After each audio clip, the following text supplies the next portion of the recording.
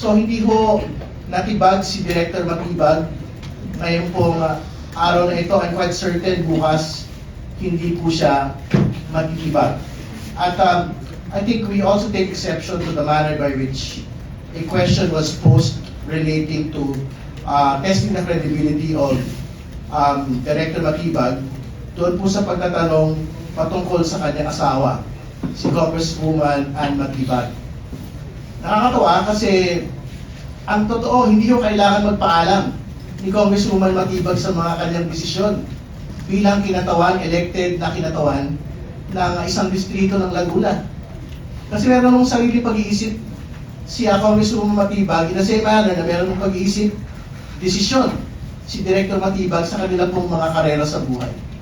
So, we find that there is no relevancy in testing the credibility relating to that particular point. So, I think that needs to be stated, and we're opening ourselves to questions of it.